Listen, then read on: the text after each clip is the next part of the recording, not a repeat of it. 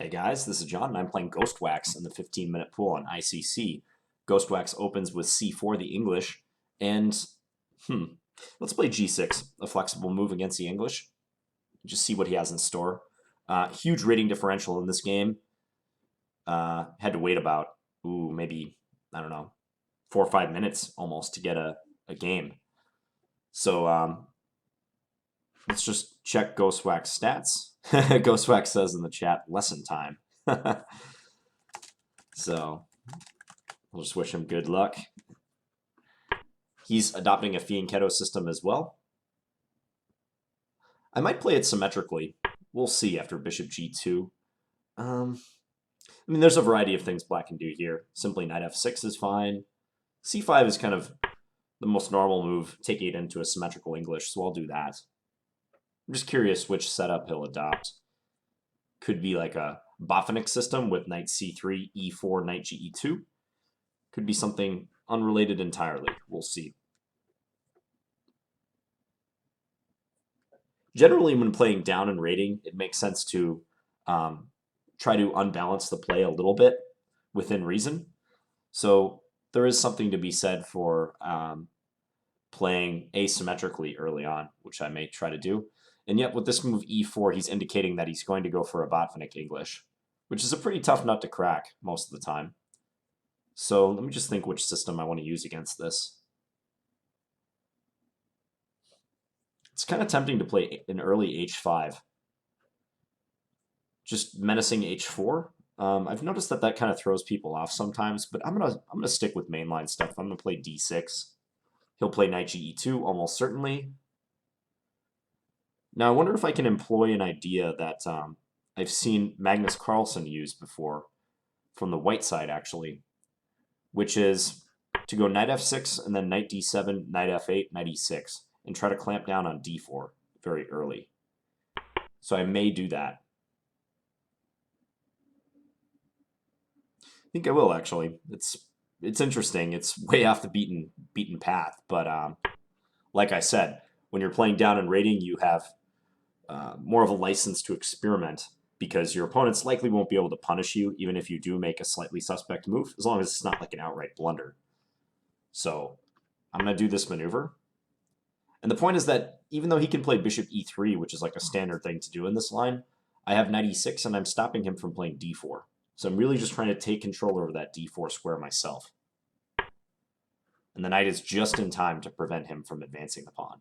If he had played on knight d7, or sorry, on move 7, d3 first instead of castles, then he might have been able to get in d4. Like say instead of castles, d3, knight d7, bishop e3, knight f8. Right at that moment, his king would be uncastled, but he would have this position. He could play d4, and he could beat me to the punch.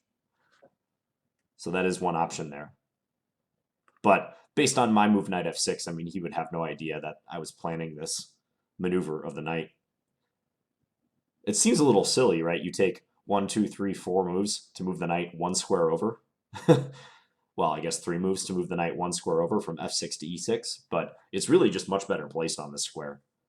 The bishop is open, and we have a foothold on d4 that we can hope to utilize. So we'll see how he plans to play the position. Queen d2 makes a lot of sense. So now if I castle, maybe bishop h6 is his plan. That's fair enough. I could play h5 if I want, but that will leave my king somewhat in question. I could just castle. Again, he'll play the bishop in. I think I'll do that. And then I actually would like to fianchetto this light square bishop now. So I may go queen d7, b6, and bishop b7. I don't really want to play b6 directly. If he can play e5 and reply, and then his bishop would be hitting my knight on c6. He plays knight d5. Okay.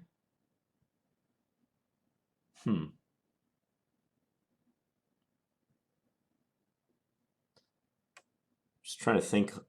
I mean, I can't kick this knight away because my own knight is blocking me from playing e6. I could jump my knight into d4. That might not be bad.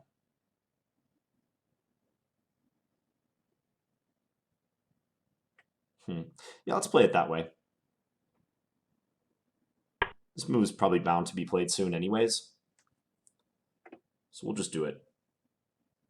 And then I can at least try to play e6 and kick his knight away in the future.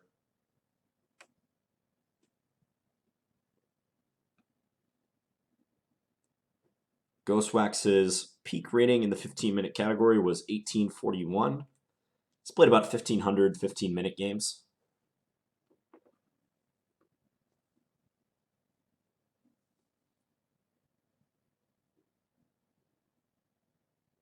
G6 on move 1 is a good reply to the English, I feel, because compared to like d4 g6, there's a couple like less concrete ways that black has to worry about after c4 g6.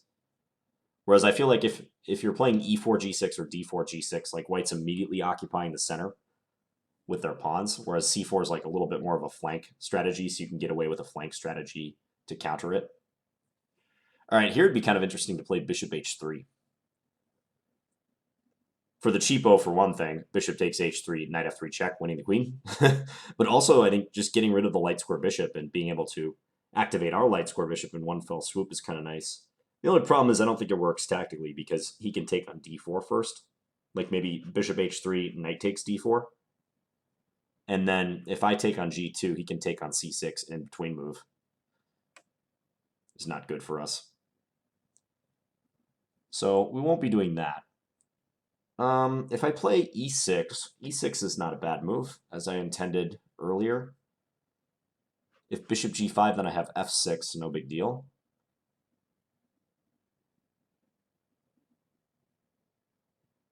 I think I kind of like it. Yeah, let's go e6. We'll kick that knight back.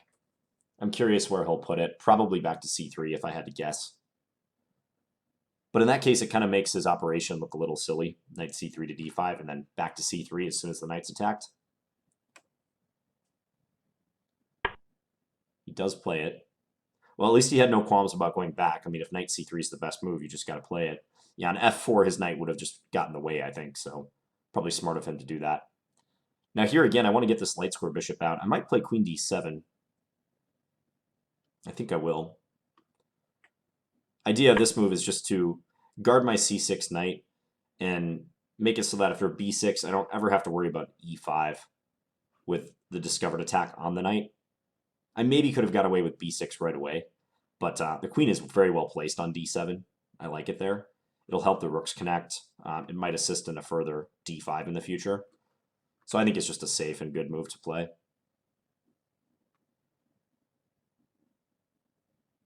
What's annoying in these positions from white's point of view is that he can never play knight takes d4 with the bishop on e3 because I would take back with the pawn and I'd be forking his two minors.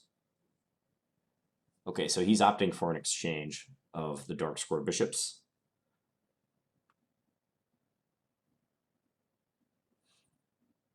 Yeah, I think the position's going to be pretty even. We'll just continue as planned. Let's pre-move this capture.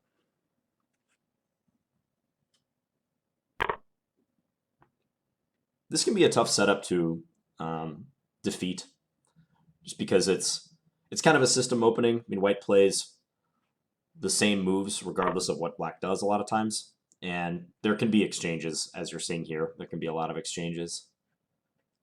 Okay, so if I take with the knight, he'll probably play knight e2 and insist on another trade. Taking with a pawn, though, doesn't look that good. If I take with the pawn, he'll play knight e2 as well. So let's just take with the knight all the same. He can play e5, but I don't know that I'm like tore up about that. Yeah, just bishop b7 is a good reply. If e5, bishop b7, bishop takes b7, queen takes b7, he certainly cannot take on d6 because knight f3 check is crushing, wins the queen. So I'm expecting knight e2. I think he'll continue this policy of trying to trade. Try to trade down.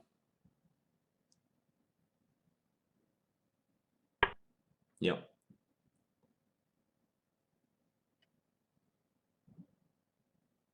Now, do I want to avoid the trade? Probably not. but I might not want to initiate it. I might want to let him take on d4, even though that gives me potentially weak pawns in the center. Because if I take, he takes with his rook, let's say, bishop b7, I'm just wondering if he'll play d4. But why do I have to fear that? I shouldn't fear that.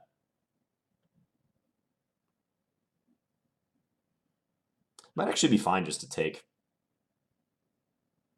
Yeah, I'm not worried about that. Check. Let's just take and play bishop b7. I think it's fine to play this way. He'll take with his rook. And if the game goes rook takes e2, bishop b7, d4, I think I can just play a centralizing move like rook a d8. And he does have 3 pawns arrayed in the center. But I don't foresee any big problems. I think I'm solid. This pawn structure is almost bulletproof. And he doesn't have a lot of minor pieces to assault it with. And we both have major pieces that can come to the defense of the center pawns or any pawns if necessary.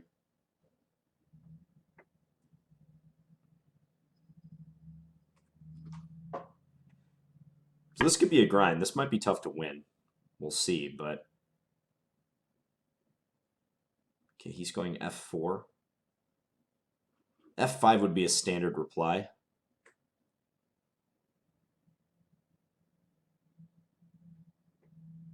Could also just let that pawn sit there for a little bit if I want. I could try to fight back in the center. I could play d5 if I want.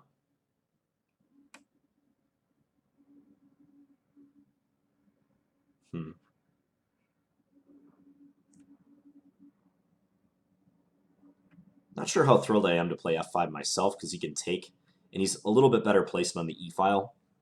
So I don't think I want that. Maybe e5 for me. Just looks kind of lame though. e5, he can push past f5. I might play f6 then. The position gets locked down so quickly. And that might not even be to my advantage.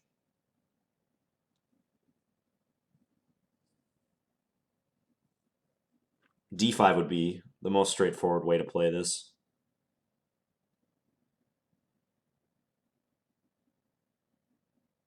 No doubt about it.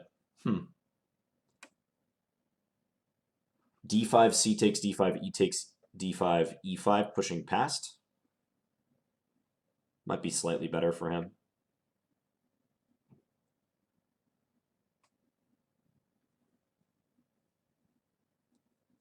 Huh.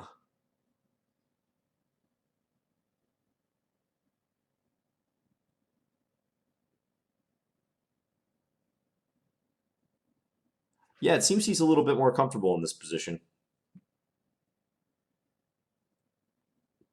He's kind of got a clear plan of f5, and I have to decide if I want to push my pawn to defend against that or just let him play it.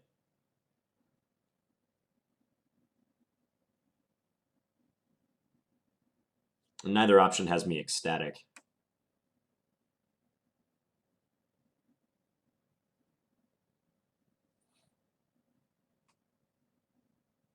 I'd like to play rook a d8 and then a quick d5.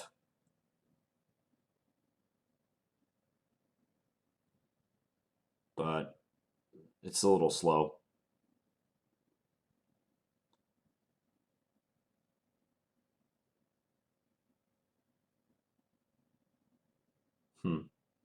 Maybe just rook a e8, and then if f5, e takes f5, e takes f5, let's say rook takes e2. If f6 check, I would then have to play... I guess I could play king g8 actually there. Because if queen h6, I could take on g2 with check, would win.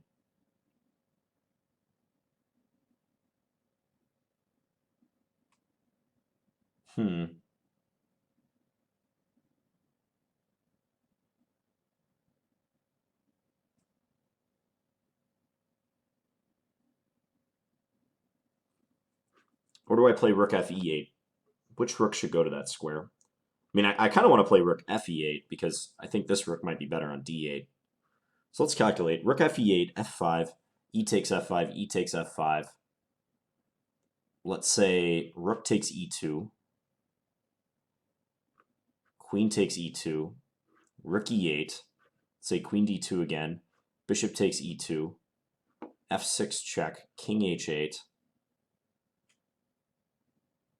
That should be okay. Okay, I'm going to do this move. We'll see if he wants to go f5.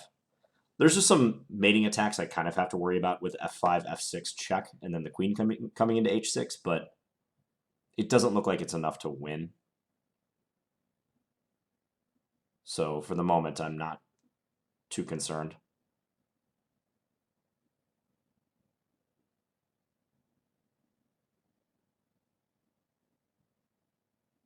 I have burned up a little bit of time.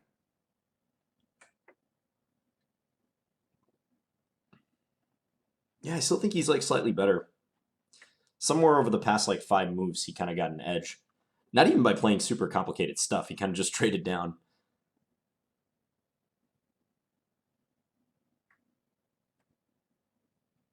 I think I can neutralize this edge. It's just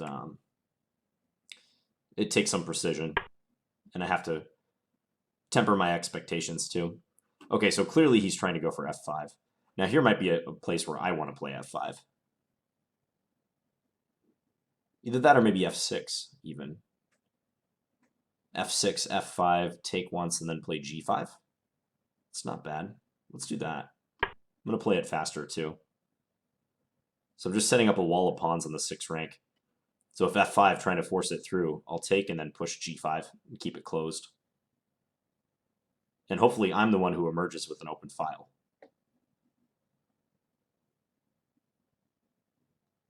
Not sure about rook ef2 for him. I wouldn't have played that move myself. I would have looked at f5 or maybe doubling on the e-file. Maybe a move like queen c3 check was viable there.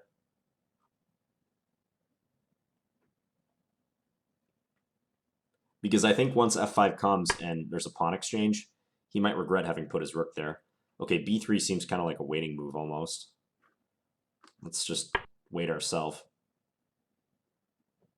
I want to go d5.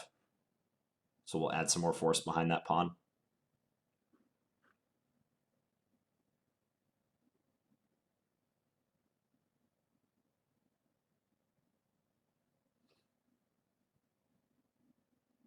I'm still giving him the option of playing d4 if he wants. Plays bishop h3, okay. Queen e7 looks pretty good.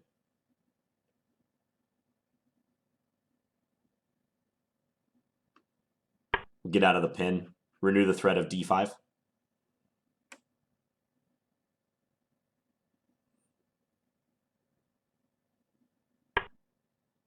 He plays this. Okay, so he's going for it. So now I'll take. And, I mean, I noticed that my diagonal is going to be awesome for my bishop, but I can't really get my queen and bishop lined up there too quickly. And also he could neutralize it with bishop g2, so... Oh, wow. Is his idea actually g5, queen takes g5? Because that would be pretty cool. And then pawn takes, and then f6 check. It's a funny idea. I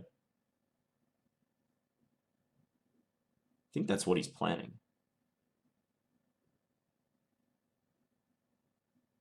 I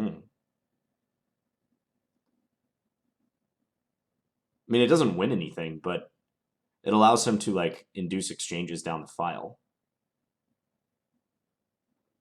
So g5, queen takes g5, f takes g5, f6 check, queen takes f6. Well, I don't have to play queen takes f6, but probably I should. Yeah, I'm going to do this. I'll play it that way. I mean, it's really just a nifty trade, is all it's going to amount to. So we can't lose sleep over it. I wonder if he'll notice that this is a possibility. Or if he's been planning this. Let's pre-move just in case. It's a funny move. It's not often you can just give up your queen with check for one single pawn. and then hope to regain it immediately thereafter. So if queen takes g5, f takes g5, f6 check, I could even play just king g8. But maybe I take it instead. Let's say queen takes f6, rook takes. He's threatening rook f7 there, so probably rook e7 is the move. If bishop e6,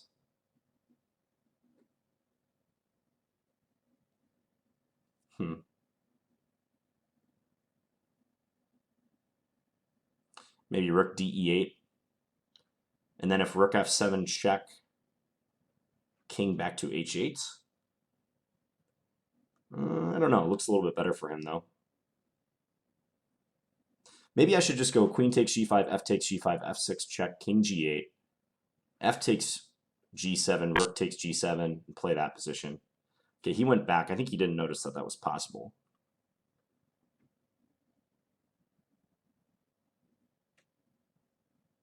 Nice for me that he didn't notice that.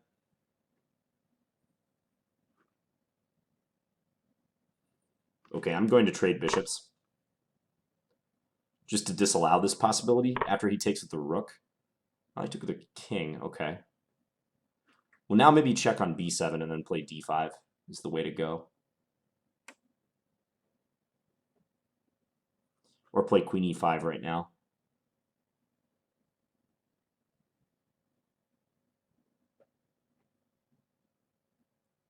If d5, queen takes g5, take, f6 check. It's kind of similar.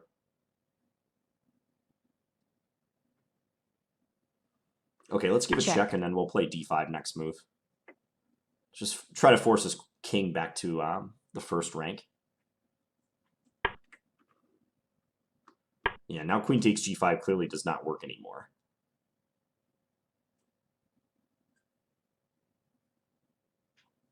Maybe I can push d4 and gain a foothold on the e3 square. Maybe.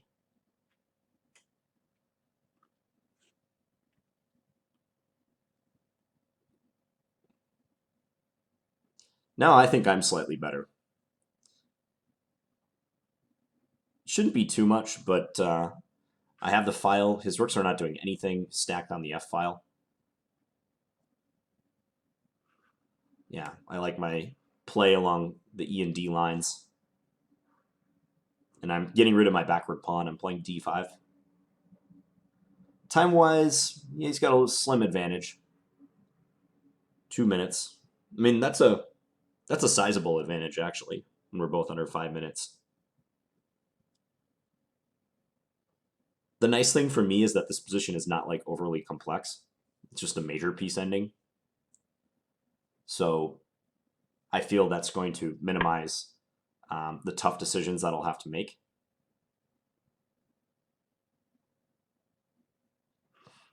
Let's play queen here. And to kind of eye this pawn on f5 is the idea.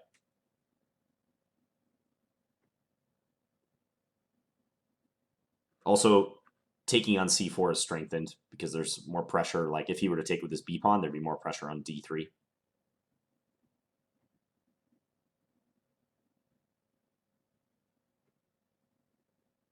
We've recouped about 30 seconds of time over the past couple moves. He seems a little indecisive. Maybe he could go rook e2. Because then I don't have time to take on f5 because my own rook is hanging. He plays a solid move. Okay, but now I can take here.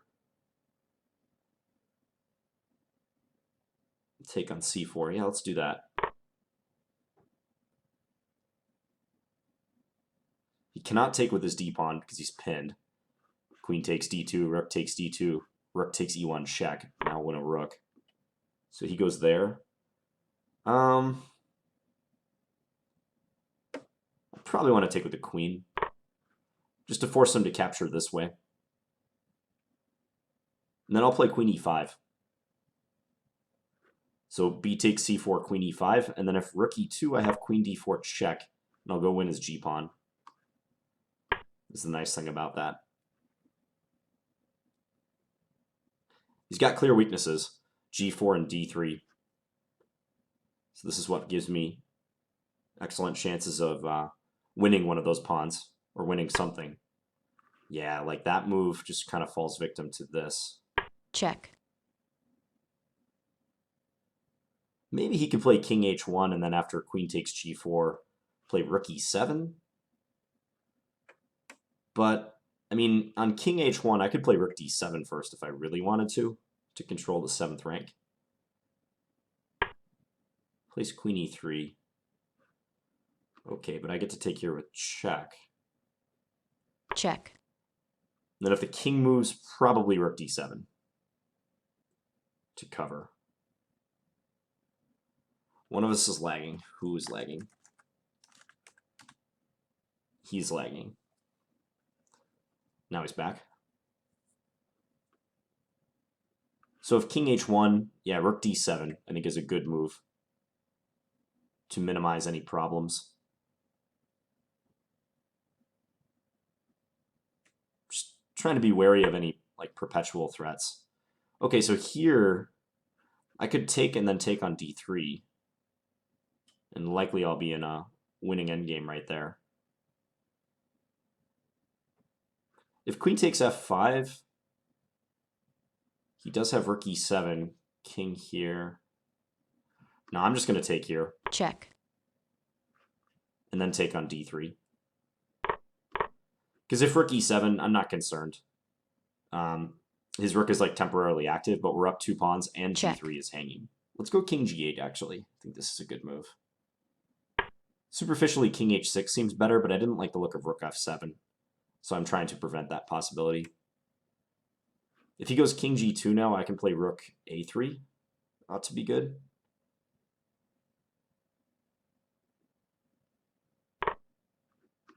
Okay, so let's go after this pawn. I think coming here is good. That way I can always play rook f4 check and win f5. Not sure he's able to defend the f5 pawn. I don't think so anymore.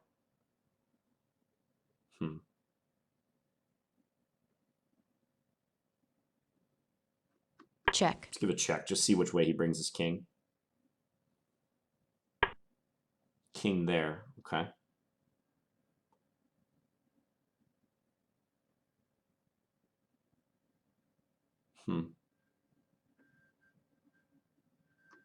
Okay, we'll take this. Then I'll play rook here. So just kind of keeping an eye on the f-pawn, but also attacking c4 at the same time. Rook c6 might be his best try now. Plays a4 instead. Now I can take.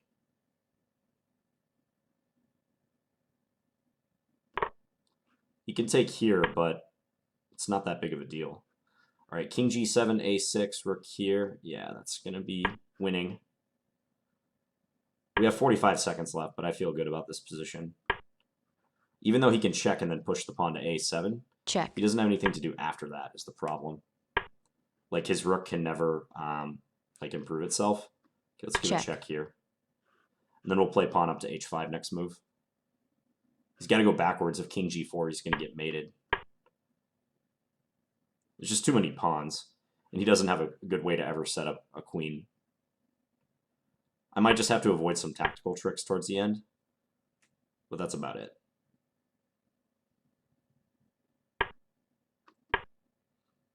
Okay, so now I'll play rook a2 next move, force him back even further.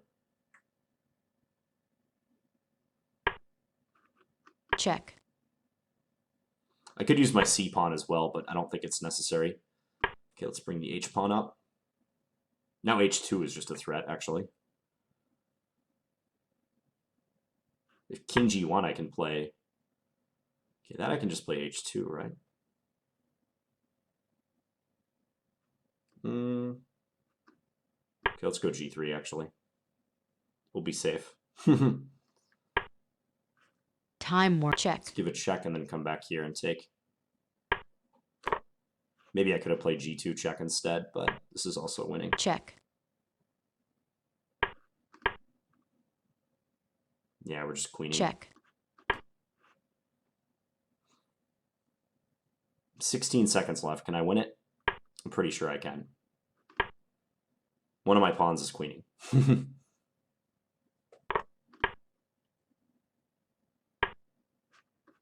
Check. I'm also winning his rook.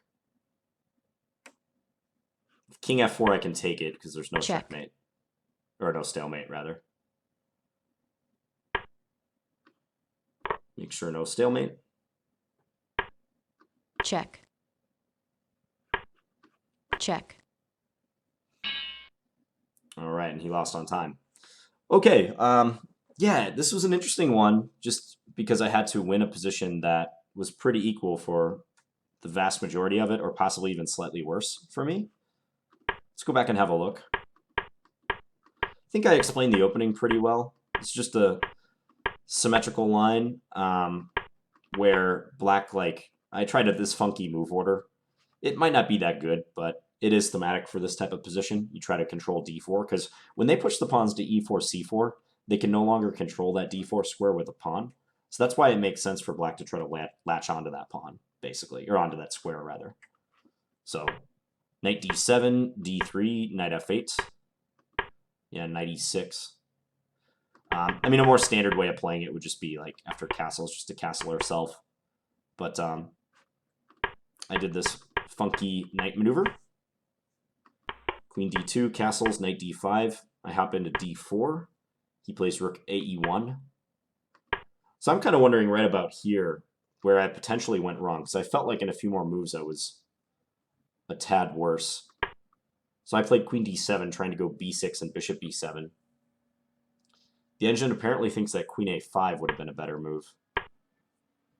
Not a move that I considered. Why queen a5? So let's say, I guess one idea is that if this, I was thinking Check. take here, but maybe not. Play bishop d7. It might just like it because I can expand on the queen side, like maybe a6, b5 eventually. I don't know. Queen a5 seems like a strange move, but typical computer type of move, striving for activity. So queen d7, bishop h6. I went b6. Okay, now just straightforward exchanges lead to an edge for him. I should have played knight e5 or bishop takes h6. So if knight e5, I'm threatening bishop takes, queen takes, knight takes d3.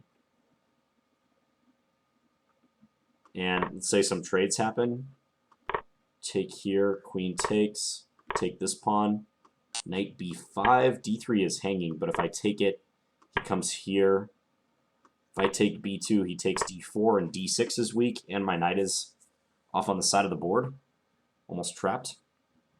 Still, that looks... Oh, I have knight takes c4. That seems like a bizarre and unnecessary line. In that case, shouldn't white just... oh, he can't take on g7 because I'm threatening knight f3, actually. Either knight to f3, Check. winning the queen. Ah, so knight e5. Okay, so there were a couple more tactical possibilities in this position than I foresaw. I was kind of just like going about my normal play in this line, and I didn't look at stuff like knight e5 trying to come to f3. And note that f4, trying to get the rook involved in preventing this, would just lose a piece to bishop takes h6. Okay, so in that sense, I see why knight takes d4 is necessary. Took a while, but the gears were turning there. You see that? Took me a while to realize what the point was. And then bishop takes h6, queen takes, pawn takes. Yeah, and the point is like it's a double attack on the knight on c3 and the pawn on d3. Knight b5, knight takes d3. Nice. Okay. Well, I just played b6, and then, unfortunately for me, he can just play like pretty natural moves. Just trying to take down these knights, reduce my grip on the square, and he has a decent position. Check. Because another strategy, like when you're playing lower rated players, like you don't want to give them easy decisions. So like that last sequence, not only was it objectively not best for me, what I just played there, and that knight e5 move or that queen a5 move earlier would have been better, but also it allowed him to make a ton of easy moves right away, and he didn't have to spend much time. So now I got to work a lot harder to try to win this. f4. And he, displayed good knowledge of this line. He knows what the general plans are. Like a lot of times white prepares f4, f5 in this line. I played rook e8. Now I was down to 5 minutes and change. I thought f5 might be played. And I was ready to do this and then take on e2. And I kept looking at like f6. I don't know if I would have gone to g8 or h8. Go figure, the computer says go to f8. I guess if queen h6, I'm escaping this way. And I'm winning. Not sure I would have gone to f8. But I could go to g8, because if he comes in here trying to mate me, I have rook takes g2, and it's actually forced checkmate. Has to block with his rook, and bishop takes f3 mate. So I thought he might try f5, but he played this rook ef2 move. The computer actually likes that. I went f6. He went b3, rook d8, bishop h3. So the engine keeps saying he should play f5. Well, I thought f5 would look kind of similar to the game in that I would play this. Oh, it actually wants him to play g4 now. Wow. Attempting to get at f6. It's that important to try to win that pawn. So it's even saying, like, white is better despite being down a pawn right now. I mean, these pawns are doubled, and he has undisputed control of the f-file. Yeah, and also, like, the queen coming here, x-raying my king is a possibility. Yeah, I can see why this would be dangerous for me. Didn't even think about that. g4 to follow. Nice one. I guess I might still be okay, but that would have been a surprise, to say the least. Instead, he played bishop h3, attacking my e6 pawn. I went queen e7, fleeing. f5, take, pawn takes, g5. Thought about bishop c8 for a second. Thought about that move, but I didn't want to divert my bishop from this diagonal. Okay, so now here, there was the possibility for queen takes g5. And I was looking at the following line. King here. And I thought I'd be okay, but maybe not. Rook f5. And if h6, he can come here, I assume, attacking that pawn. Yeah, and if king g7, it looks like I've got everything under control. Like this square too, but there's this bishop e6 annoyance. And then I have to do something pretty passive, like bishop a8, because rook f7 is a threat. So maybe he should have gone for queen takes g5. Check. Best line according to the engine is this, and now rook f8. Okay, I'm just looking for an endgame. But this endgame should probably just be a draw. Yeah, he's going to bring his king up and play d4. I'm going to bring my king up and, yeah, almost certainly a drawn ending. Same color bishops, equal pawns. Yeah, well, if Ghostwax, if you, Ghostwax, if you happen to watch this game, please let us know your thoughts in the comments. I'd be interested to hear. And I'd be curious if you saw queen takes g5 or not, because I suspect if you did, then you might have played it. So bishop g2. Yeah, that swings the eval in black's favor. He might have been worried about my bishop. Maybe he didn't like the long-term possibilities that this piece offers. But this simplification is a welcome one for me. Check, and then d5. And now I feel like my rooks are way more effective than his, and he never got his desired kingside opening. This still might be a manageable disadvantage, but it looks harder now. Yeah, and g4 is a clear mistake. Should have played rook fe2. Maybe my move isn't best. Queen d7. I should take here right away. Okay. But queen d7, g4. Yep, and this just, I think, loses a pawn. Queen takes e8. Queen here. Or maybe g4 doesn't lose a pawn directly, but it makes this position pretty loose with these two weaknesses. And I guess it becomes easy to lose a pawn after this. Queen e2 is the engine recommendation, but then I play rook d4. I can even give him a protected pass pawn because these are still weak. I'm going to win one of them. Yeah, makes sense. And if here, I assume just trade and then take on d3. That seems a little similar to the game. And I'm hitting this pawn. As played, he went here. Check. I gave a check. Queen e3, queen takes g4. Check. Queen g3. I thought he might play king h1 and attempt to play this position. I can play this move because he can't even go and win my rook because he gets mated on f1 at the end. Checkmate. That's not a point that I saw, but I might have seen that had this position occurred after king h1. So he opted for queen g3, and Check. I win another pawn, and I'm attacking g3. This is a technically one ending. Check. Check. Yeah, king g8 is good. I think if king h6, I was just a little bit worried he might do this and like try to go after that pawn. Should still be winning, but I just wanted to eliminate that option. So king g8. If he checks me here, I'm just playing king f7. So he took on a7. Check. I take g3. Rook g4. Yep. Rook b7. Check. I gave him a check. I was just curious which side he'd commit his king to. He chose to stay on the king side. I take f5.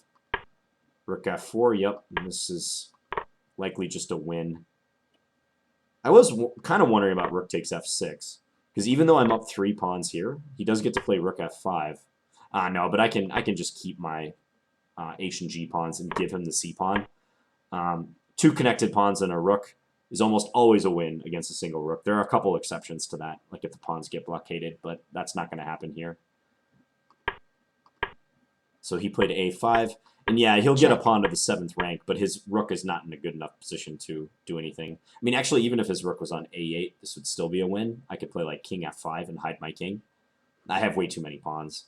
Check. I mean, an interesting question is here is like, how few of pawns could black have to actually win? And I'm not saying that to rub that in. It's just I'm genuinely curious. Like, if I had, let's say, my h and my c pawns only, that would probably be a draw because he could go after my c pawn, give up his a pawn, go take my c pawn, and then I'd just be left with a rook pawn. But some other configurations of like 2 pawns might be interesting. Like if I had only my h and my g pawns and no f and c, that could be interesting.